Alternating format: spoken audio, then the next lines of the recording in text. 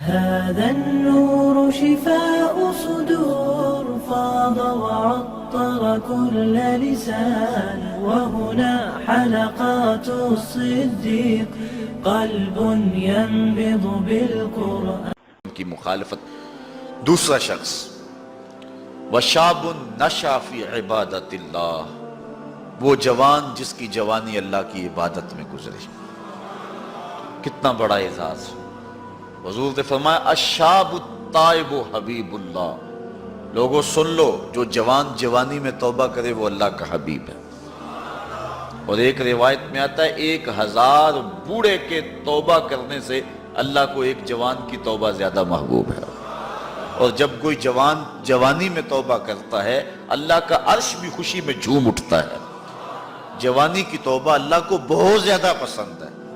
وہ جوان جس کی جوانی اللہ کی عبادت میں گزری.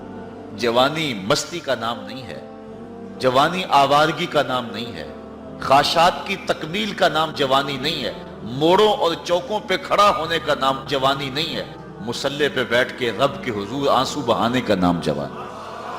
ایک روایت میں آتا ہے کہ تمہارے بہتر جوان وہ ہیں جو بوڑھوں کی مشابہت اختیار کریں، اور بدترین بوڑھے وہ ہیں جو جوانوں کی مشابہت اختیار کریں. تو بہترین جوان یہ ہے کہ جو جوانی میں بڑھاپے جیسا ہو، بوڑھوں جیسے انداز اور اطوار اور عادتیں اپنائے، اچھے اخلاق اور اچھا انداز، اور مصلی کو لازم پکڑے. وشاب نشأ فی عبادت اللہ، وہ جوان جس کی جوانی اللہ کی عبادت میں گزری. شب و روز. میں نے کل بھی کہا تھا کہ بڑھاپے کے اندر نیک اعمال کرنا بہت بڑی بات ہے، بہت بڑی سعادت ہے کہ بڑھاپے کے اندر نیک اعمال کیے جائیں، لیکن عبادت کا جو لطف جوانی میں ہے وہ بڑھاپے میں نہیں ہے. اللہ اکبر. اللہ تعالیٰ جل شانہ جوان کی توبہ کو پسند کرتا ہے. وہ جوان جو اللہ کی عبادت میں، وشاب نشأ فی عبادت اللہ، وہ جوان جس کی جوانی اللہ کی عبادت میں گزری. اب عبادت کا مفہوم بہت وسیع ہے.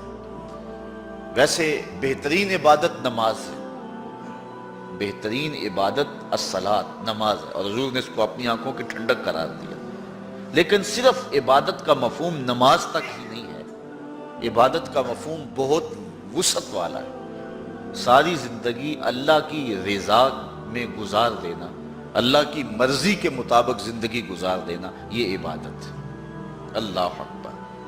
بعض نے کہا کہ بس اس کی رضا میں اپنے آپ کو گم کر دینا عبادت ہے.